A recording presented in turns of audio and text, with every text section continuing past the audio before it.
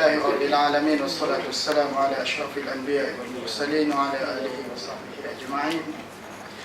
Assalamualaikum warahmatullahi wabarakatuh. Acara majlis Saudara Encik Ibrahim bin Buang, Ketua Farmasi PPUM, Fadil Ustaz Amri Abdullah daripada JAKIM, pembentang-pembentang lain yang saya belum kenal lagi. First time masuk PPUM hari ini. Risau juga tadi driver bawa masuk tempat tunjuk arah ke arah buat bersalin. Agak trauma sikit. Tuan-tuan dan puan-puan sekalian, saya dipesan untuk bercakap 20 minit. Saya ada 85 slide sebenarnya, jadi saya tak tahu nak potong ke mana. Tetapi sebab ini wacana perbincangan terbuka, which is mean terbuka untuk apa sahaja perbincangan, terbuka untuk apa sahaja pandangan.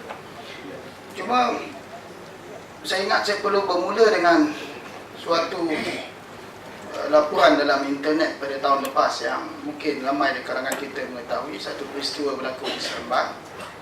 Seorang pesakit jantung nak ambil ubat, doktor dengan etika yang amat dipatuhi memaklumkan kepada pesakit berkenaan dia perlu dibagi suntikan heparin yang mengandungi babi. Jadi pakcik yang tengah sakit jantung ni makin bertambah sakit jantung dia, dan dia pun tak nak disuntik dengan heparin, akhirnya meninggal dunia. Saya secara personally saya amat kecewa dengan apa yang berlaku. Sebab Allah Subhanahu wa taala menyebut di dalam Al-Quran, ya, man qatala nafsan bighairi nafsin aw fasadin fil ardi faka'annama qatala an-nasa jami'an wa man ahyaha faka'annama ahya an-nasa jami'an. Sesiapa yang membunuh satu jiwa, ya, bukan kerana dia membunuh orang lain, maka seolah-olah dia membunuh manusia seluruhnya. Dan barang siapa yang menghidupkan satu jiwa, maka seolah-olah dia menghidupkan nyawa manusia seluruhnya. Ini sebenar cabaran kepada pengamal perubatan, dan cabaran yang besar juga kepada agamawan yang memberikan pandangan tentang hukum hakam. Ya, saya kadang-kadang ingin kongsi. Ya, saya kadang-kadang rasa agak sedih apabila masuk perbincangan soal farmasi, soal ubat, kita terlalu fokus kepada soal halal dan haram. Kita tidak fokus kepada soal menyelamatkan nyawa manusia. Pada saya tak ada orang saja nak makan ubat, kecuali orang tu ada sakit mereng atau ada sakit gila. Ya, saja makan Panadol mungkin satu habit yang tidak baik. Tapi kalau saja nak suntik heparin, wallahu alam itu sakit apa. Ya, asasnya artinya orang yang makan ubat, ambil ubat-ubatan kerana keperluan, ya, kerana darurat, ya, kerana dia ingin menyelamatkan nyawa dia.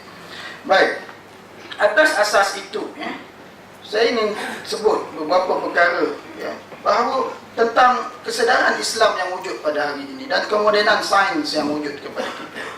Kita duduk di antara dua alam, nak memudahkan urusan dunia atau menyusahkan urusan akhirat, ataupun di antara kejubudan fahaman kita, ataupun sebenarnya kita nak pergi kepada keluasan syarak.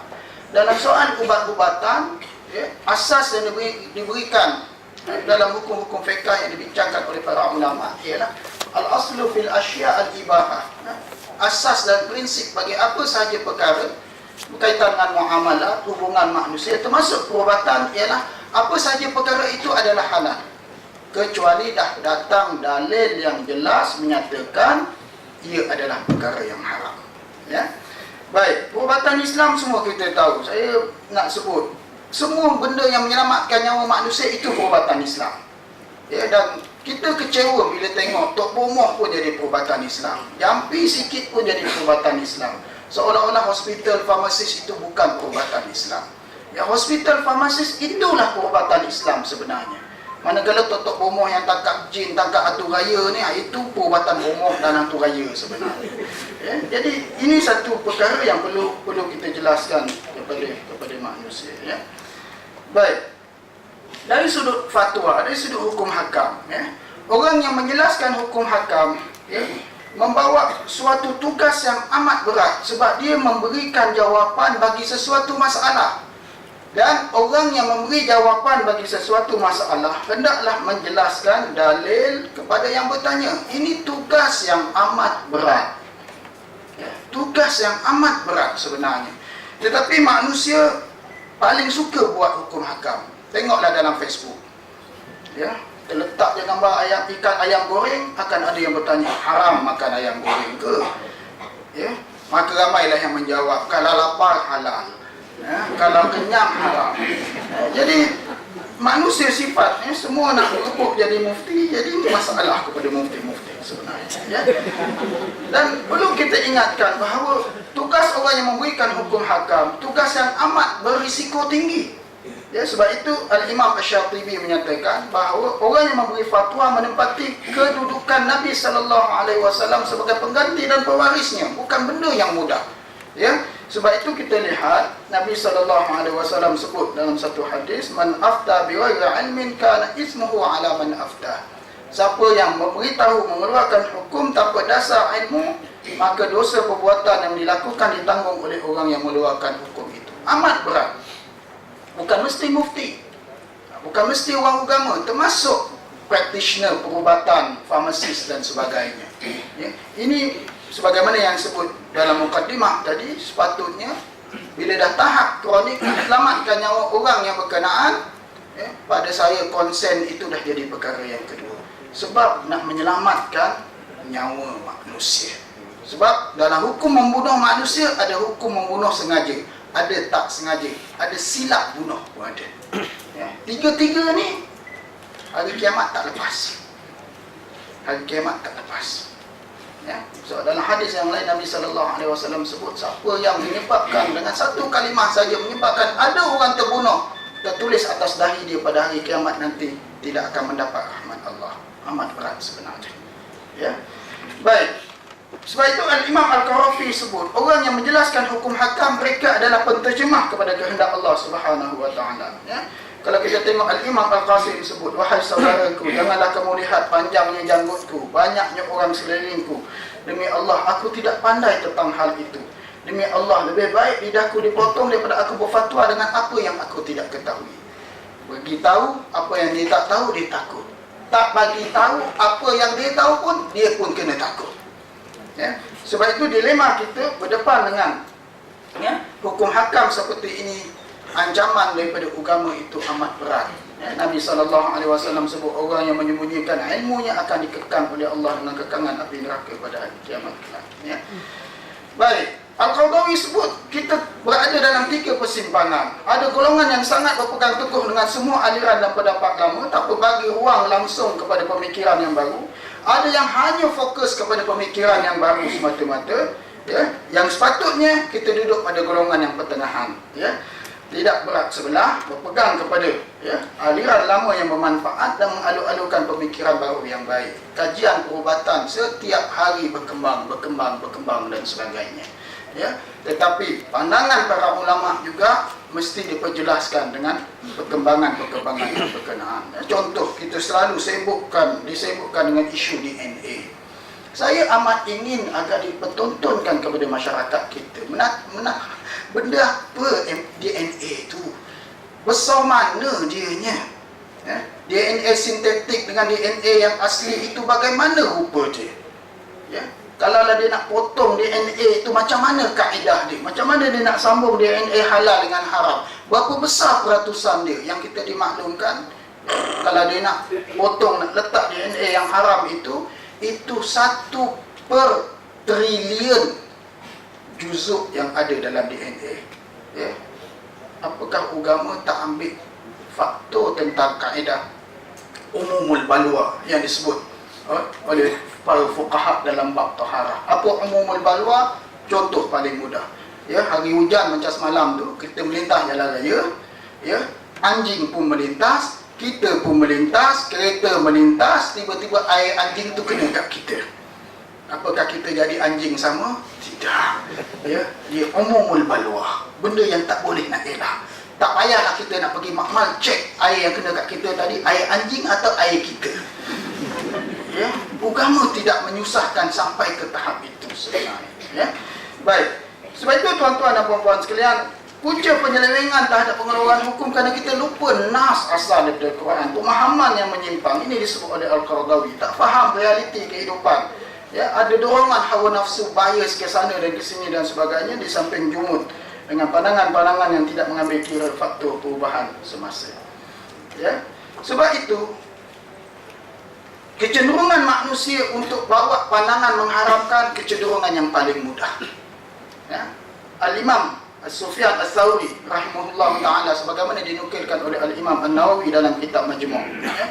Dia kata hanya senya, bahasa orang Kelantan ya, hanya senya orang yang arif fiqh itu ialah orang yang memberikan rukhsah keringanan, sedangkan menetapkan hukum yang berat itu boleh dilakukan oleh semua orang.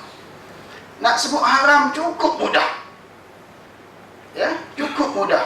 Tetapi kita selalu lupa. Kamu bercakap hukum haram itu bagi pihak siapa? Bagi pihak Allah Ta'ala.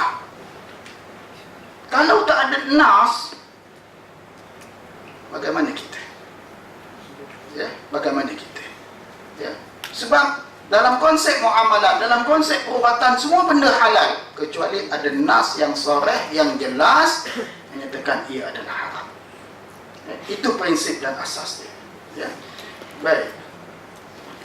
Banyak sangat ni saya nak pergi terusnya kepada, ya, isi yang patut saya sampaikan. Ya. Tak maaf ya. Sebab kalau saya sampaikan yang satu tu, tuan-tuan Nabi ni boleh dapat diploma usul fiqh daripada Akademi Agama Islam. Baik. Okay. Saya sudah nyatakan tadi tentang asas muamalat manusia. Asas dalam muamalat ialah mubah. Harus, boleh, dibenarkan selagi mana tidak ada dalil yang menyatakan ia adalah haram. Ya. Kemudian asas al-masyaqqah tajlibut taysir. Kesulitan mendatangkan keringanan. Orang yang sakit itu sulit. Ya. Sakit itu sulit. Ya. Jadi bila ada kesulitan, maka datang syarak meringankan kesulitan berkenaan. Ya. Darurat menghalalkan mahzurat. Keadaan darurat itu menghalalkan perkara yang diharamkan. Itu kaedah yang diberi oleh syarak, disebut di dalam Al-Quran. Ya. Baik. Darurat diambil menurut kadarnya. Ad-darurat tuqaddir biqadariha. Darurat itu diambil menurut kadar dia. Kebuluran, tak ada benda lain. Benda tu je yang ada. Ya, babi tu je yang ada. Benda lain mati semua kebulu. Dia duk sehat lagi. Dan tak ada benda lain yang boleh dimakan pada masa itu untuk menyelamatkan nyawa kita. Maka tidak ada pilihan. Ya. Bagi kita yang duk kenyang, kita tak rasa. Ya. Tapi bagi orang yang kelaparan, dia tak peduli. Ada kawan sebelah pun barangkali dia makan kawan tu. Ya. Sebab itu dalam fiqh Asy-Syafi'i sendiri, kalau kita tengok dalam furu' Syafi'iyah sendiri, ya, kalaulah dalam keadaan kebuluh sekalipun, dah tak ada benda boleh makan, boleh potong tangan tu, makan tangan sendiri, kerana untuk menyelamatkan nyawa. Tetapi tuqaddar biqadariha, diambil menurut kadar dia. Ya, dah elok ada babi, dia sembelih baca bismillah lagi, dia buat rendang bawa balik, yang tu masalah. Ya, kita tidak kata dia halal semutlak itu, tidak, diambil menurut kadar dia. Ya, perubatan termasuk perkara darurat. Ya, tidak boleh memudaratkan orang, tetapi pada masa yang sama tidak boleh mendatangkan mudarat. Dan mudarat itu mesti dihapuskan semampu yang mungkin. Ya, mudarat tidak dihapuskan dengan mudarat yang lebih besar. Contoh, kalau makan daging benda tu, misal kata tiba-tiba akan mendatangkan penyakit pun tak boleh. Ya, tetapi kalau untuk menghilangkan kelaparan, itu had yang dibenarkan oleh hukum syarak. Syekh Muhammad Zuhaili sebut 5 ayat. Al-Baqarah 173, Al-Ma'idah 3, Al-An'am 119 dan 145, An-Nahli 115, di mana Allah Ta'ala menyatakan, ya, huriman alaikumul maitata wad dama wa lahmal khinzir wa ma uhilla bihi li ghairillah. Ya, ayat yang panjang. Ya, faman ittara ghaira baghin wala 'adin fala isma 'alaih. Ya, sesungguhnya Allah mengharamkan kepada kamu bangkai, darah, daging babi, binatang yang disembelih tidak kerana Allah. Tetapi bagi sesiapa yang terpaksa, sedangkan dia tidak mengingininya dan tidak pula melampaui batas, maka tidaklah dia berdosa. Ini asas yang diberikan oleh Al-Quran.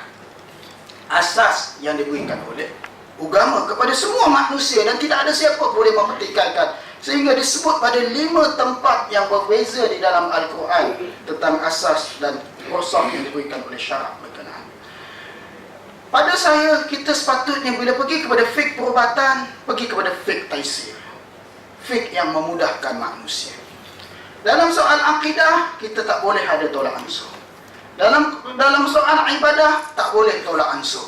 Dah boleh jamak zuhur dan asar, jangan tambah lagi. Jamak zuhur, asar, maghrib, isyak sekali. Ya? Ada ruang dibagi, tetapi pada ruang yang dibenarkan. Kena fiqh. Ya?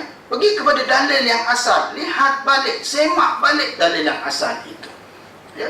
Walaupun fuqaha sebut sebagai contoh dalam munakahat, seorang isteri yang diceraikan oleh suami dia, ya, tiba-tiba 2 tahun selepas itu isteri yang diceraikan itu melahirkan anak. Lalu isteri itu mendakwa bahawa itulah nasab kepada bekas suami dia dulu. Macam mana kita nak putuskan? Ya? Jam suruh saya berhenti ke? Ya? Apa namanya? Apakah anak itu boleh dinasabkan kepada bapa dia? Ya? Dari sudut pandangan fuqaha, ia boleh dinasabkan. Tapi dari sudut perubatan, apakah mungkin seorang itu, ya, mengandung sampai 2 tahun? Ataupun setengah fuqaha sebut sampai 4 tahun?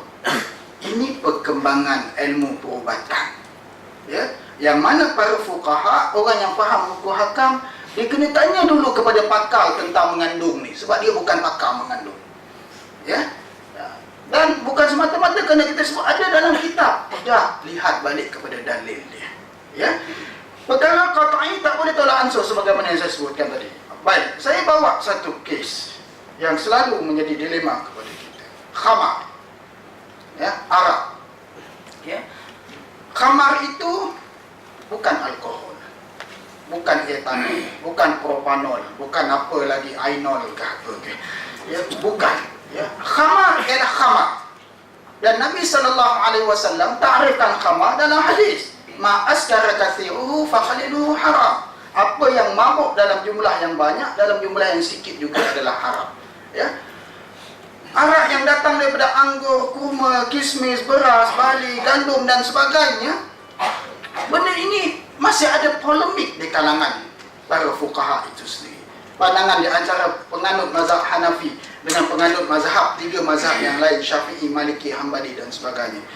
Ruangan ini yang perlu kita lihat, ya, di manakah ada ruang yang diberi oleh syarak kepada kita. Kita bukan nak bermain kepada hukum hakam, tetapi kita perlu buang tanggapan, assumption kita. Sebab bila pergi kepada hukum hakam, assumption itu mesti ditolak ke tepi. Ya? Sebab itu orang kita sentiasa dilema antara, ya, apakah itu arak, apakah itu alkohol. Ya? Dan saya lihat, ya, kita dilema pada berapa peratus alkohol itu haram. Berapa peratus? Ya, yang diputuskan dalam fatwa yang terkini 0.01%. Ya, tetapi itu pun masih kita debatkan dengan kita menyatakan apakah asas dia. Ya, sebab Nas menyatakan ma askara kathiruhu faqaliluhu haram. Apa yang memabukkan dalam jumlah yang banyak, maka dalam jumlah yang sikit juga haram. Ya, itu Nas, itu hadis Nabi SAW. Tetapi banyak itu berapa banyak? 3%, kalau tak silap saya, menurut, ya, kajian farmasis ke pakar pemakanan. 3% arak yang ada dalam alkohol, ya, peminum dia boleh mabuk pada gelas yang ke-19. Itu memang betul-betul mabuk lah, sampai 19 gelas dia nak minum. Kita minum teh tarik pun paling banyak 2 cawan. Dia minum teh tarik sampai 19 cawan, memang confirm mabuk. Ya. Tetapi apakah itu ukuran dia? Ya, 1%, ya, gelas yang ke-9 barangkali akan menyebabkan dia mabuk. Adakah orang akan minum sampai tahap begitu? Maka ukuran-ukuran seperti ini yang perlu kita lihat balik. Okey, kalau kita menyatakan dia mabuk, ya, kerana ada kehadiran alkohol dalam makanan berkenaan, bagaimana makanan-makanan yang lain? Tapai setelah 5 hari, setelah 3 hari, minta maaf, kandungan alkohol dalam dia 13%. Ya. Saya duduk kat Perlis. Ada apa di sana? Ikan bekasam. Setiap perkara yang diperam dengan beras mesti menghasilkan alkohol. Bekasam tu 7% ada. Ya. Air nira. Kedah Perlis banyak air nira. Orang Kelantan panggil air tua. Lepas 3 hari 13% alkohol. Ya. Tapai. Ya, kalau di Sarawak air tapai itu orang Islam tak minum. Ya, kalau di Kelantan air tapai itu barangkali ada orang minum. Ya. Istilahnya berbeza, tetapi kandungan alkohol tidak ada perbezaan. Jadi perkara ini yang menjadi suatu debate yang akan berterusan datang kepada kita untuk kita nilai balik. Ya, untuk kita nilai balik. Sebab kalau kita lihat arak ini diharamkan meminum. Apakah dia najis hukmi atau najis aini? Ya. Ini pun para ulama masih khilaf dalam perkara ini. Hanya mazhab Syafi'i yang menyatakan bahawa arak itu adalah najis aini. 3 mazhab lain menyatakan ia najis hukmi. Najis pada diri dia. Apa sebab? Ada nas daripada hadis Nabi SAW yang menyatakan bahawa arak apabila berubah menjadi cuka, maka cuka itu halal diminum. Ini sebenarnya satu konsep yang sedap cakap lupa dengan nota. Yang pernah dibincangkan oleh Syekh Dr. Profesor Wahbah Az-Zuhaili. Pada tahun 2003 dia membentangkan satu kertas kerja untuk Majma' Fiqhi Al-Islami, ya. Perhimpunan Fiqh Islam di bawah OIC di Makkah Mukarramah. Dia membawakan satu konsep yang sudah lama disebut oleh para fuqaha kita, iaitu konsep istihalah, yang akan saya panjangkan sedikit penceritaan dia setelah ini, ya. Saya mengejar masa, ya. Sebab itu tak timbul soal yang kita sebut dulu, bising soal bia halal ke tak halal. Bia itu tetap haram, ya. Tetapi sesuatu yang telah berubah zat dia, asal dia haram, hilang sifat keharaman dia, apakah ia menjadi halal? Nas menyatakan ia menjadi halal, ya. Nabi SAW sebut dalam satu hadis, khairu khallikum khalli khamarikum. Sebaik-baik cuka untuk kamu ialah cuka yang berubah daripada arak kamu. Itu nas, ya. Itu nas. Soal kita sendiri tak boleh nak makan, itu masalah kita. Orang Johor tak boleh makan budu, itu masalah orang Johor, ya. Orang Negeri Sembilan tak boleh makan tempoyak, itu masalah orang Negeri Sembilan, ya. Jadi ini bukan kita sebut soal diri kita, kita sebut soal nas dan hukum hakam yang membincangkan perkara seperti ini. Sebab itu para ulama Hanabilah, Malikiyah, Hanafiyah dan sebagainya, mereka sebut arak kalau diletak dalam makanan dan makanan itu mendidih dan menggelegak, berlaku evaporate, arak itu meluap, ya. Mereka menyatakan bahawa sifat ain najis itu sudah hilang daripada makanan berkenaan, menyebabkan makanan itu boleh dimakan.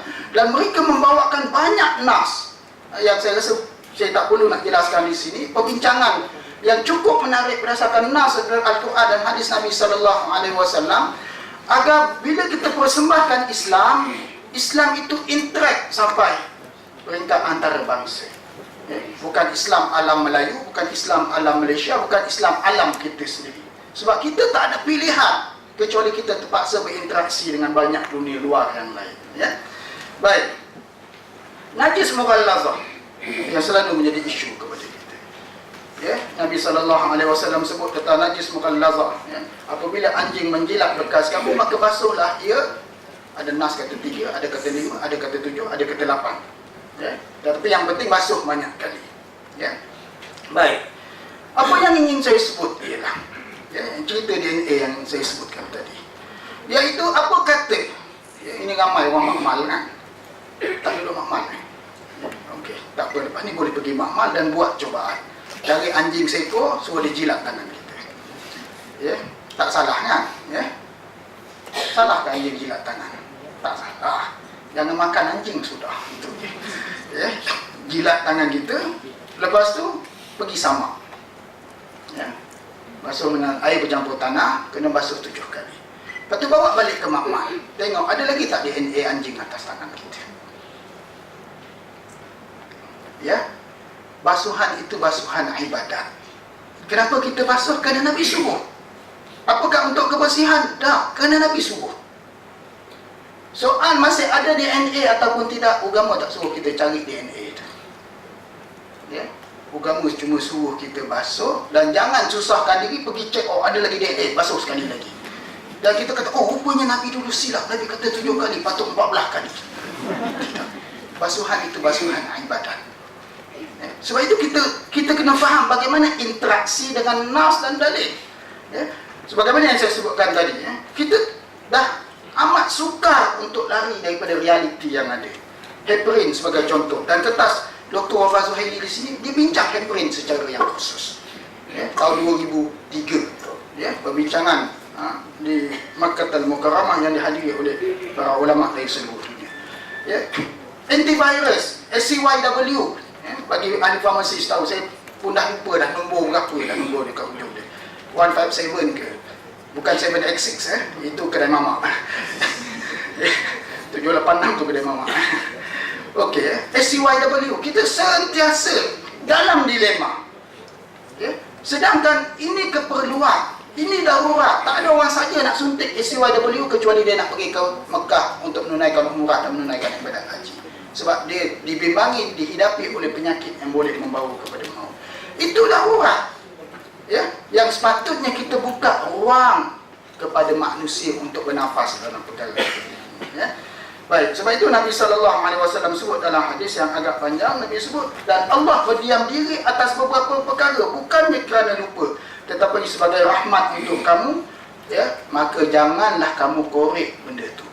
Wasakataan asya'in min ghairi nisyan, ya, wala tabhasu anha. Allah berdiam diri terhadap beberapa perkara bukan kerana Allah lupa, ya, tetapi sebagai rahmat untuk kamu, maka jangan kamu korek perkara berkenaan. Ya. Baik. Since tadi Cik Amrahi kita sebut belum boleh berhenti lagi kan? Okey.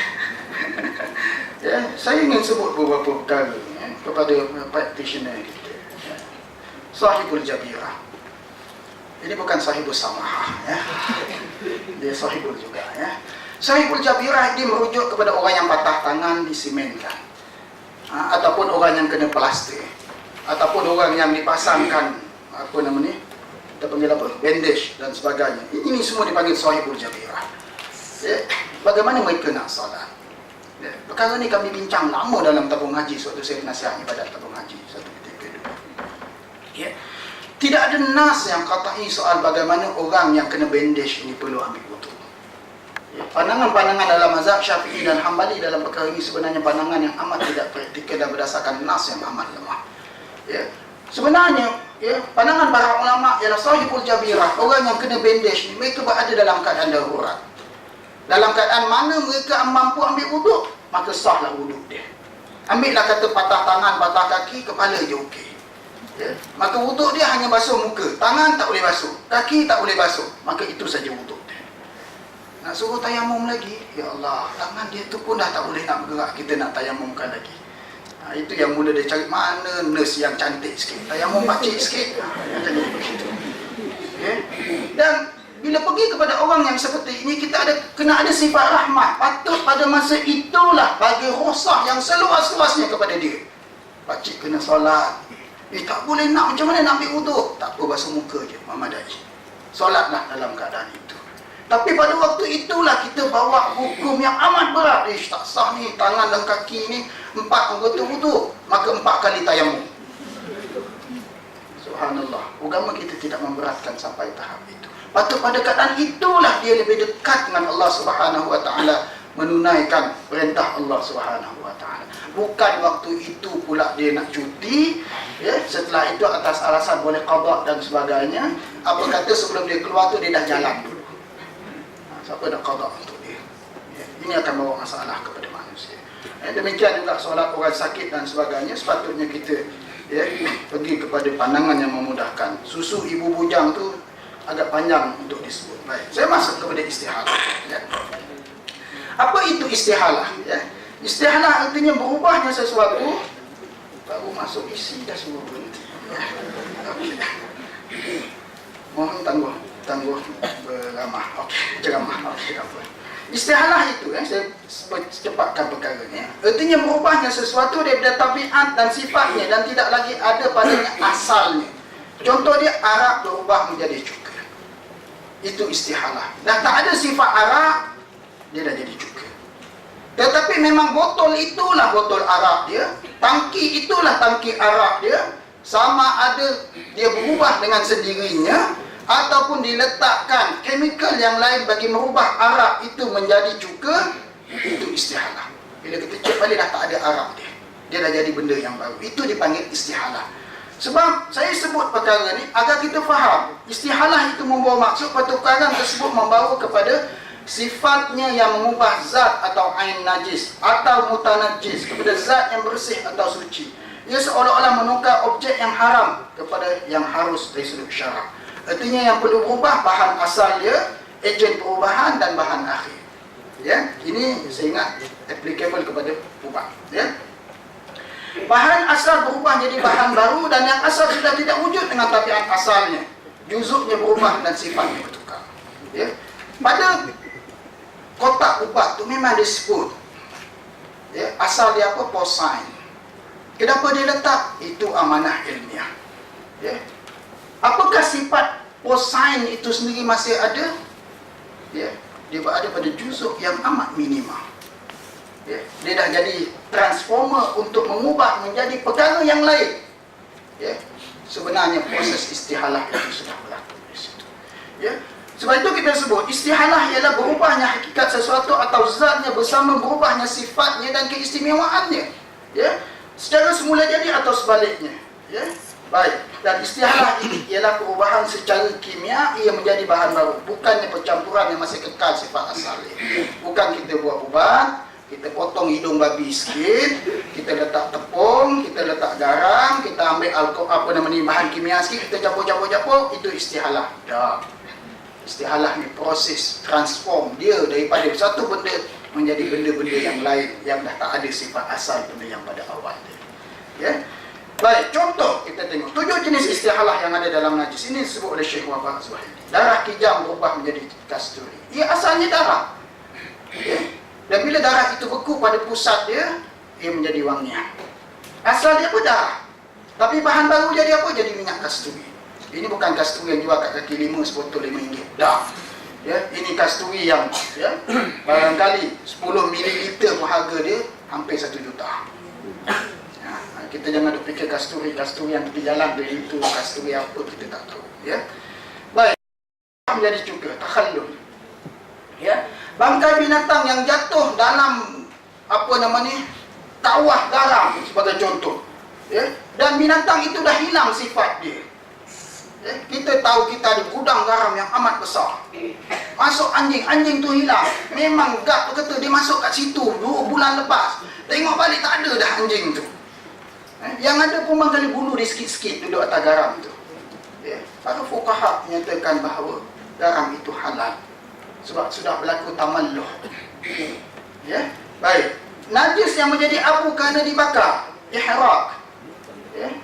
Tai lembu kita bakar. Lembu itu apakah masih najis? Ya. Secara ihraq bila kita bakar itu dia sudah tidak menjadi najis. Ya. Tapi memang kita tahu yang kita bakar tadi itu tahi lembu, bukan kita bakar kertas. Ya, dia sudah istihalah daripada satu bahan menjadi bahan yang lain. Ya. Baik, lemak najis menjadi sabun. Ya. Lemak tu memang kita tahu tikus jatuh kat dalam dia. Ya. Tetapi jangan kita fikirkan lemak tu dalam botol kecil. Ya. Lemak satu kapal tu. Adalah seekor tikus dekat hujung dapur tu jatuh dalam lemak tu. Kebetulan pula kena musim sejuk. Lemak tu bertukar menjadi keras. Dia jadi sabun. Ya, apakah kerana tikus ekor tadi jatuh maka semua satu kapal itu perlu dibuang? Tidak. Ya, sudah berlaku istihalah proses itu tadi. Tabaddul zati. Tanah parit, ya, yang memang kita tahu apa saja najis melintas kat situ.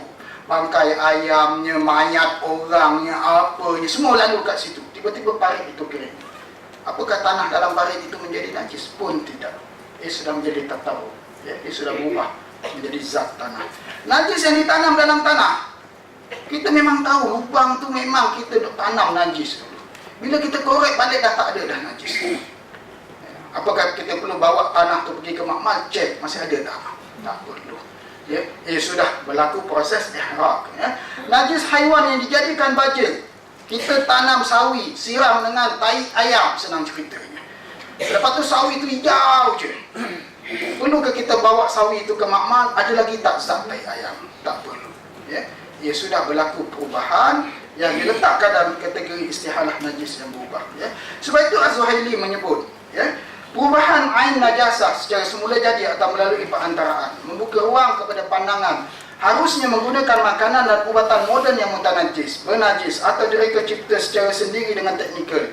Sekiranya perubahan itu dengan tindak balas kimia yang mana terhasil daripadanya perubahan pada sifat khususnya kerana sebab najasah iaitu khabas atau perubahan rasanya telah hilang, hukum itu mengikut illahnya wujud atau tiadanya menurut usul fiqh. Artinya kalau illah punca najis dah tak ada, ia sudah menjadi berubah kepada hukum yang lain.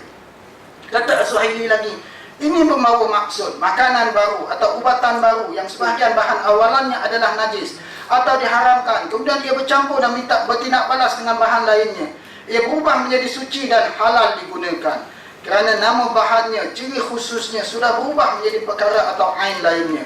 Tidak boleh dikatakan zat ain najis masih wujud lalu ia masih melazimi kenajisannya kerana tidak dinafikan berlakunya perubahan atau pertukarannya menjadi bahan lain. Adapun yang tidak berlaku istihalah dan tiada ubat lain yang halal, maka harus menggunakan ubat itu juga menurut teori darurat syarak dengan syarat dan ikatan dia. Artinya kalau berlaku perubahan itu tak ada ragu lagi bahawa ubat makanan itu boleh digunakan. Tetapi kalaulah ia pun tidak berubah, dalam keadaan tidak ada alternatif yang lain, dalam keadaan darurat ia tetap harus boleh digunakan. Tetapi dengan syarat darurat itu tadi dah tak ada pilihan lain, dia ambil menurut kadar dia, tidak memudaratkan, maka ia dibenarkan oleh hukum syarak. Ya. Ada juga bentuk istialah yang lain. Ya. Saya tahu pengurusi dah duduk jeling saya. Ya. Baik saya dah kahwin satu. Ya. Baiknya. Ada bentuk istialah yang lain, iaitu istihlah. Ya. Istihlah zati yang kita sebut tadi ini juga disebut oleh Zuhaili, benda berubah secara keseluruhannya menjadi benda yang baru. Istihlah fana'i, ya, dimusnah dan dihancurkan hingga tiada kesan yang asal, seperti minyak, seperti susu, seperti minuman. Ya, istihlak dengan muka darah, benda mutanajis, kemudian dikuasai oleh air yang suci, maka ia suci. Sebagai contoh Telaga Buda'ah di Madinah. Ya, orang-orang Madinah tahu Telaga Buda'ah ni tempat orang buang bangkai, buang najis, wanita haid buang darah dia di situ dan sebagainya, dan air dalam telaga itu banyak. Para sahabat bertanya kepada Nabi SAW, apakah air telaga itu suci? Nabi kata, ya, air itu suci. Ya, air itu suci. Ya. Kemudian istihalah bil tasni', benda berubah nama dan sifat barunya secara keseluruhannya, ya, dengan melalui proses, ya, di dalam kilang. Ya. Jadi realiti kita bergantung banyak, ya, kepada benda seko tu. Wallahu a'lam, apalah hikmah Allah Ta'ala uji kita jadi begitu. Ya. Gelatin, karamel, kuih, biskut, coklat, banyak sangat bergantung kepada perkara itu. Dan Alhamdulillah ada usaha sebenarnya ke arah mencari yang halal. Tetapi ingin saya sebut, jangan dalam usaha kita mencari yang halal, kita menafikan bahagian darurat untuk orang lain. Contoh, tak ada orang darurat untuk makan karamel, tak ada. Ya. Tapi darurat kepada perubatan, itu tetap ada. Itu tetap ada, dengan kos ubat yang semakin meningkat dan sebagainya, dengan kos nyawa yang semakin banyak perlu diselamatkan. Ini realiti kita. Ya, masuknya alkohol dalam ubat batuk, carilah ubat batuk yang tak hadir unsur alkohol. Ya, baik, penggunaan darah dan babi, daging dan tulang babi dan bangkai untuk jadi makanan ternakan. Ya, ikan keli yang kita makan, apa lagi ikan yang kita makan, binatang, lembu, kambing yang kita makan. Cuba semak apa yang ada dalam baja yang dia makan. Memang ada benda-benda najis. Ya, ini perkara-perkara yang sudah jadi umumul balwa sebenarnya. Ya, protein rambut manusia dicampur dengan tepung. Ini disebut oleh Syekh Wafaz Zuhaili. Ya, orang di Amerika dia ambil, ya, beli rambut-rambut orang dari India, ya, untuk ambil protein dalam rambut itu campur dengan tepung, membuat satu tepung yang amat berkualiti. Wallahu a'lam apa nama tepung tu, saya pun tak tahu. Jadi berhati-hati dengan tepung. Baik, jadi istihalah ini harus menurut pandangan sebagian besar ulama seperti Al-Imam Ibn Abidin, dia sebut ada 30 bentuk yang saya rasa tak perlu saya sebut kerana ia terlalu banyak. Ibnu Nujaib, Al-Kasani, Al-Baji dari kalangan Hanafiyah, Ibnu Rushd, Al-Imam Ad-Dusuki, Zahiriyah, satu qaul dalam mazhab Imam Ahmad, satu wajah dalam pandangan Syafi'iyah, termasuk ulama moden seperti Syekh Al-Qadawi Al-Alwani dan termasuk Az-Zuhaili sendiri. Baik. Kata Imam Ad-Dusuki dari kalangan penganut ulama mazhab Maliki, sesuatu yang berubah kepada baik adalah suci. Darah manusia tak baik, tapi berubah menjadi susu, jadi suci. Walaupun mungkin tuan punya susu itu wanita kafir, sebab susu itu benda yang baik, jadi siapa pun boleh menyusu kepada dia. Bayilah yang bawah 2 tahun. Saya tanya. Dan sebaliknya, sesuatu yang berubah kepada yang buruk adalah najis, seperti muntah. Kita makan elok je buah limau, dah masuk dalam perut, tiba-tiba muntah, limau itu sudah jadi najis. Jadi ini proses realiti yang cukup mudah untuk difahami sebagaimana yang disebut oleh Ad-Dusuki.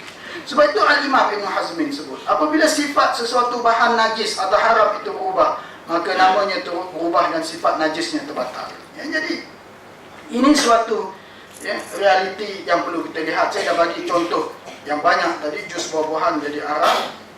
Ini proses istihanah, dan arak itu kemudian menjadi cuka. Daging khinzir dimakan oleh itik kita, dan daging itu sudah tentu berubah, bawa protein kepada tubuh badan itik itu, kemudian itik itu kita makan pula lepas. Saya tak nak sebut soal daging Kobe dan sebagainya, itu akan jadi perbincangan yang lain. Dan inilah perkara-perkara yang perlu kita lihat, agar penutup jangan risau, agar kita banyak berusaha. Sebab Nabi SAW tinggalkan kepada kita satu konsep yang amat hebat, i'qilha summa tawakkal 'ala Allah. Ikatlah unta itu, kemudian bertawakal kepada Allah. Ikat itu maksudnya kita usaha, kita kaji, kita buat siasatan, kita buat semakan dan sebagainya, dan pada tahap yang kita mampu, kita bertawakal kepada Allah. Datang orang lain kemudian bawa ilmu yang lain, ilmu itu insya-Allah akan dikembangkan. Jadi saya rasa memadai sekadar itu. Mudah-mudahan sedikit perkongsian yang saya sampaikan tadi bawa suatu dimensi yang baru kepada tuan-tuan dan puan-puan. Tidak semestinya apa yang saya sebut ini semuanya benar. Sebagaimana penganjur nyatakan, ini wacana untuk kita buka ufuk pemikiran kita, agar kita dapat lihat dan kaji semula apa yang berlaku di sekeliling kita. Sebab niat kita semua ialah untuk menyelamatkan nyawa manusia, untuk berkhidmat sesama manusia. Sebab perkhidmatan ini membawa pahala yang amat besar di sisi Allah Subhanahu wa ta'ala. Astaghfirullahalazim li wa lakum. Wassalamualaikum warahmatullahi wabarakatuh. Ada promosi sikit tu, laman web Jabatan Mufti tu. Kalau ada yang nak bertanya, boleh anjur tanya kepada kita, dan tidak dijanjikan dijawab serta-merta lah. Terima kasih.